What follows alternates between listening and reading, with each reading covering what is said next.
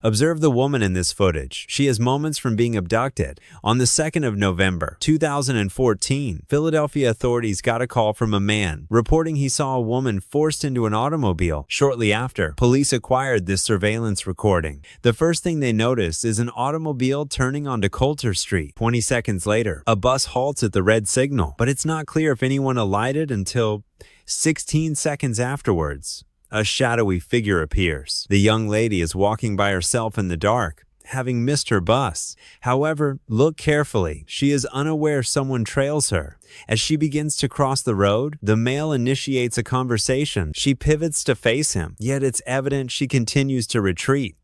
Then they appear to clasp hands, but the male retains his grip, and they vanish around the street's bend. On the pavement, police discover a pair of spectacles, some shattered glass, and a mobile phone. They are clueless about events past that corner until they learn of an additional surveillance camera. Detectives set the footage to 9:39 p.m., right before the bus's arrival. Once more, they spot the car that made the turn on Coulter Street. It decelerates and stations itself right by the camera. Then the bus enters the frame.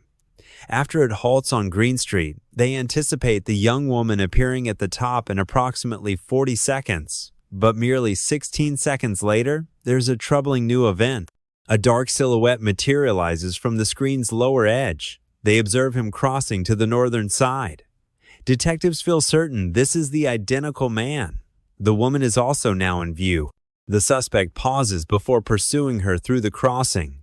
The other camera offered an unclear picture, but this angle is definitive, and the subsequent events may be upsetting for some. You are witnessing the woman being forcibly pulled along the sidewalk by the man. Though she struggles to break free, he thoroughly overpowers her. As they near the camera, the man shoves her into the parked vehicle.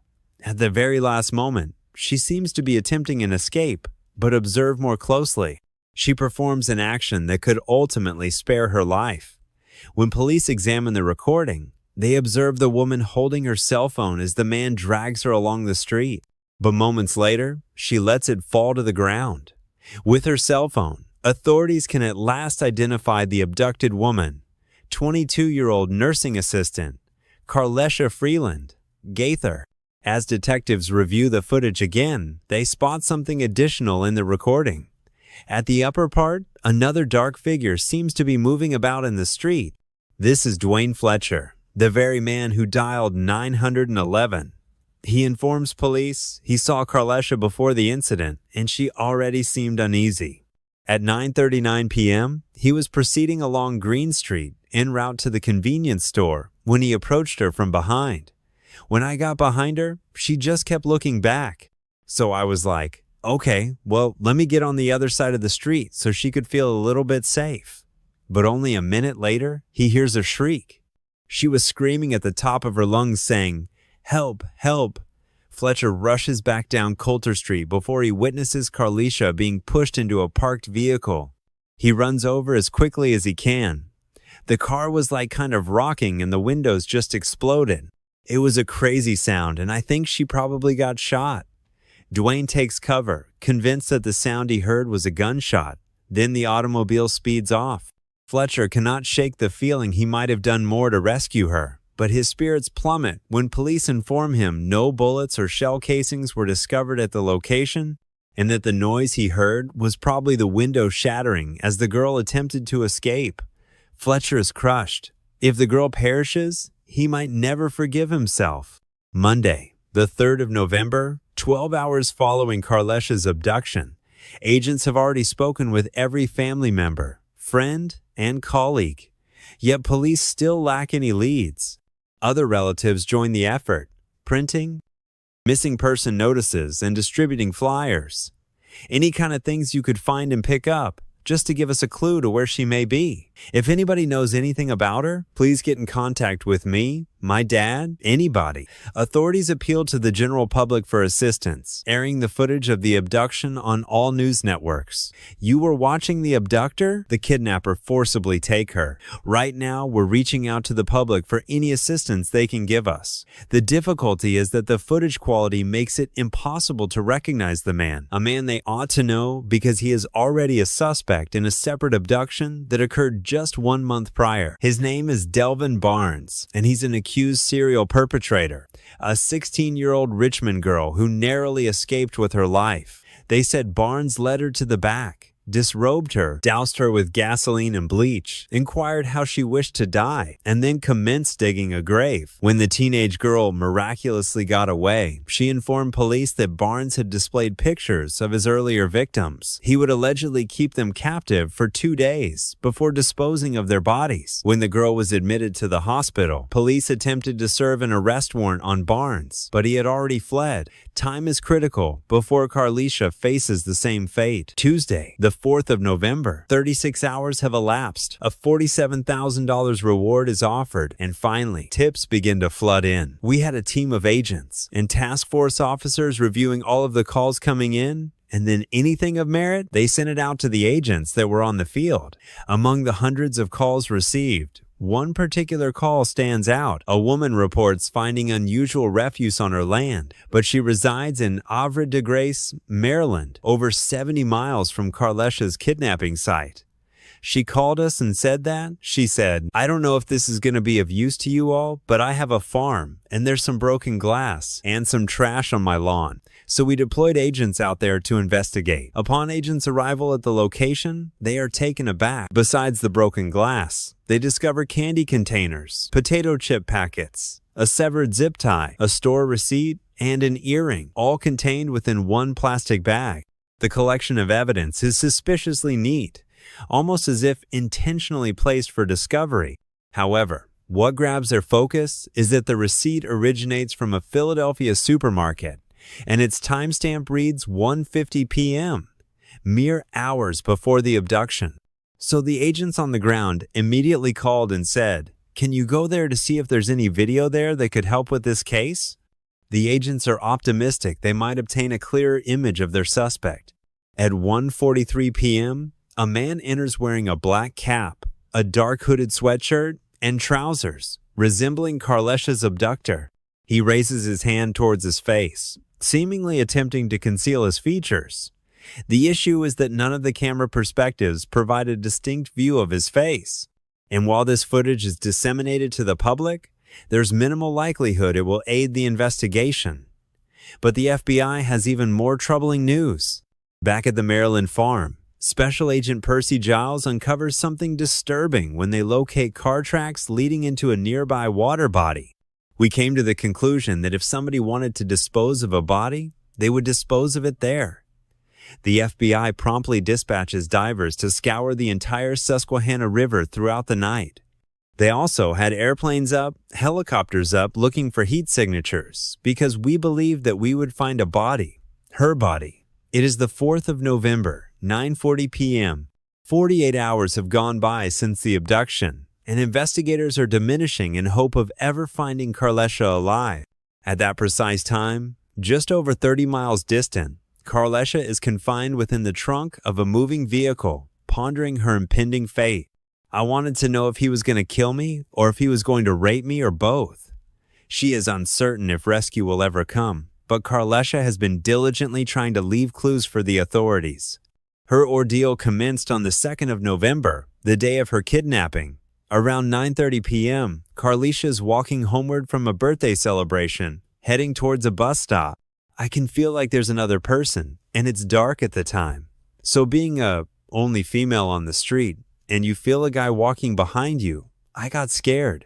He immediately walked right across the street so I could feel comfortable.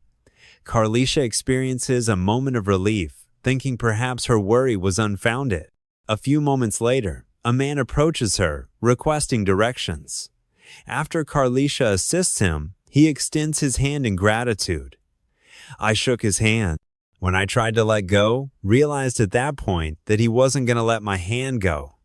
As he begins pulling her along the street, fear overwhelms her. Regardless, of her fierce resistance, he still succeeds in dragging her to his automobile. Yet, amidst the chaos, she maintains the composure to leave a clue. After watching so many movies, I realized the first thing they take from you is any way to call somebody. It was like either take it with you, and he can throw the phone out somewhere where no one will find it, or keep your phone over here where hopefully people that know you know this is something that you rarely do and they can find you. The man hauls her back into his vehicle and gets into the driver's seat. While his attention is elsewhere, Carlesha quickly moves to attempt opening the other door, but the child's safety lock is engaged. Under his seat, I see a hammer. I hit him with the hammer. He was holding his head. There was blood everywhere, and then I hit the window with the hammer. I thought I was safe. I was free. He turns around and pulls me back in. The man then ignites the engine and drives away. Carlesha is ensnared. She is unaware of his motives and is deeply frightened. As they depart Philadelphia, Carlesha witnesses her entire world seemingly passing by. I can see my hole. I can see my jaw. It's like my life was passing me before my eyes. The man subsequently enters Interstate 95 and proceeds southward. Less than 30 minutes following the abduction, he exits the highway and parks the car in an isolated location. This is where he will assault Carlesha for what would be the first of numerous times. Tuesday, the 3rd of November. Carlesha is secured in the trunk of a moving car when she senses it decelerating in a rough, unpaved area. When the man unlatches the trunk, she discovers they are stationed in a field, distant from any residences or passing vehicles. It remains dark outside, and the man plans to sleep, but he is not prepared to let Carlesha out of his watch. He was still touching me on top, or some part of him was still holding me. I feel like if I nudge or move or try, I just can't think of a way to really get out. As she lies there in the blackness, unable to rest with a monster beside her, the horrifying events replay in her thoughts, and it is almost too much to endure. She considers surrendering, and then she recalls her grandmother who took her in as a young child and cared for her when her parents were unable. Her grandmother, who cherishes her immensely, and who would be utterly devastated if she were to lose her. Carlesha understands she must exert every effort to remain alive so she can reunite with her grandmother. 5:45 a.m. When the man finally awakens, he instructs Carlesha to dispose of the refuse he has in the car.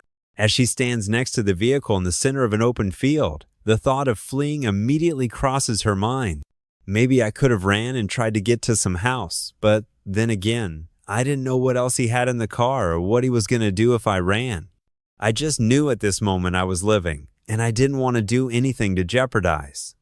But as she is putting the waste into a plastic container, another notion strikes her. Amidst the empty chip packets and candy remnants, she places a handful of shattered glass from the car's floor, the severed zip ties, and one of her earrings into the bag. Just try to give them as much proof that I'm still here. 6 a.m.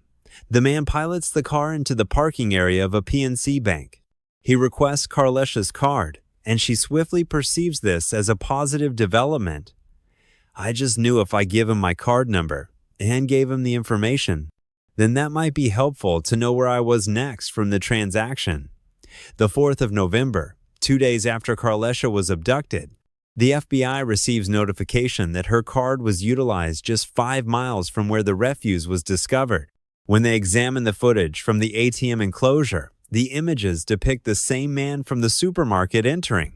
Yet again, the footage quality prevents a clear view of his face. Nevertheless, there is one crucial piece of information the footage provides detectives. Carlesha must have been alive at the time of recording.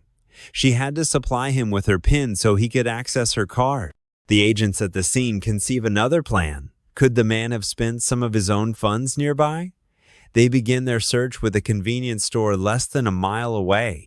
At last, they strike gold. We saw the same person that we believe to be in all the other camera angles.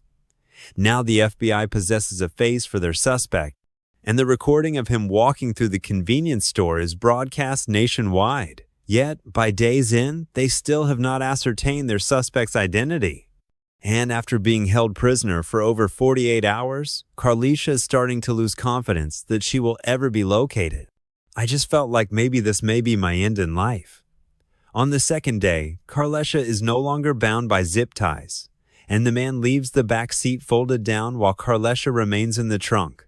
As he concentrates on driving, Carlesha attempts to draw him into conversation. I kept trying to talk to him and just tried to figure out what was going on through his head, and he was willing to talk. I thought, let's try to get as much information out. She employs the skills acquired from her work with high-risk individuals at the hospital. Gradually, she eases his defensiveness and prompts him to confide in her. This is how she discovers he has a daughter, and how much he loves her, and good things, like she's beautiful. I was hoping that I can bring the person he used to be back. But then Delvin Barnes begins discussing his other victims. He provides her with specifics of his actions towards each one, and she rapidly comprehends she is dealing with a serial offender. The 5th of November, 3 days following the abduction, authorities in Richmond, Virginia, observed the footage on the news and finally recognized the man as 37-year-old Delvin Barnes, a suspect in another kidnapping with a background of violent offenses. The information is deeply alarming. We were extremely nervous for Carlesha's safety. We thought the worst. They must move swiftly. A unit is dispatched to Virginia, to Barnes's home in Richmond. They question his relatives, neighbors, and former partners. One ex-wife verifies Barnes's vehicle was indeed a gray Ford Taurus, the identical car seen departing with Carlesha. Agents promptly canvass the city and find the dealership where the car was bought. By a fortunate coincidence, it turns out the dealership had installed a tracking device on Barnes's vehicle. If a person who purchased a car there had bad credit, they would often put a GPS device on that vehicle to make sure if they didn't make their payments, that the car company could find the car and repossess it. The dealership manages to identify the car's precise whereabouts. That is when they learn the vehicle is still located in Maryland, in a locality named Jessup. We had several teams surveilling the area to identify the vehicle. While every available unit is being directed to the site, Barnes is formulating his own schemes. He said that we needed another car because he was running out of license plates to switch. That day, Barnes is situated at a strip mall, intending to seize another automobile. It is 5:15 p.m. ATF Special Agent David Cheplack is among those closest to Jessup, Maryland. With the vehicle's description, he proceeds to a local strip mall's parking area. Searching the parking lot, I came across a gray Ford Taurus. From some ways off, he can discern a black trash bag obscuring a shattered window. He recognizes it as the correct vehicle, but they cannot see anyone within the car. We still didn't know if our victim was alive or not. The ATF agents present are told to await reinforcement before nearing the vehicle. Agent Rolagoas had essentially decided that if that car starts to move, we're taking it. And then, suddenly, he emerged from the rear seat.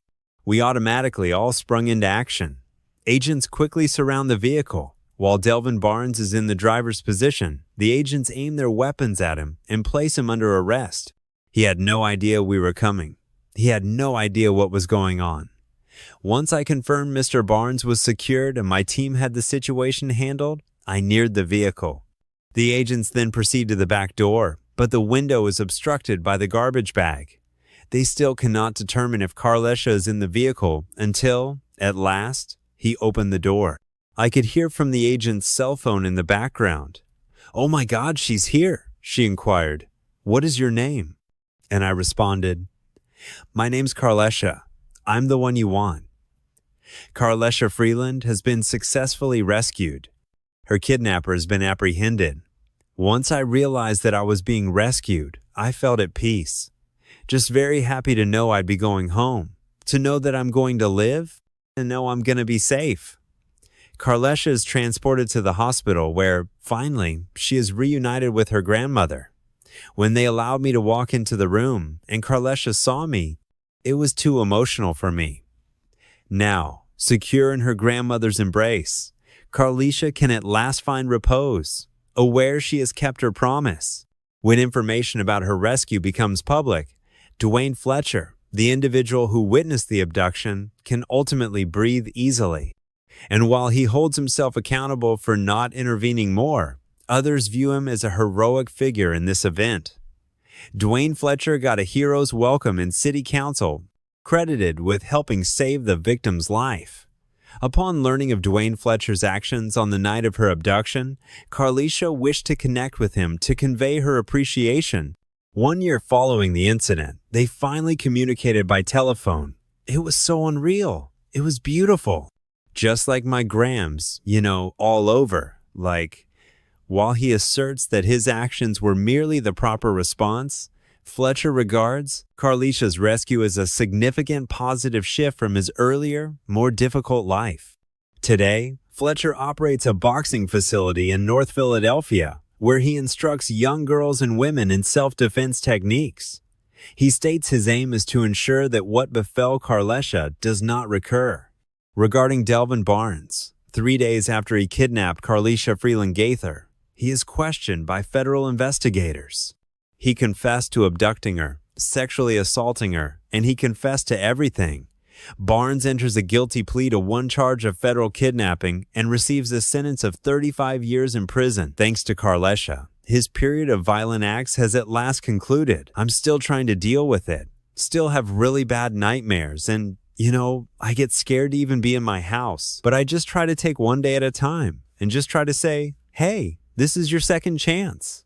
Presently, Carlesha is a mother, and she cherishes every single moment with her son. Just watching him, he reminds me of what life is supposed to be, how happy and innocent and free you're supposed to feel. Reflecting on the occurrences of 2014, Carlesha expresses she is thankful Barnes chose her rather than another individual.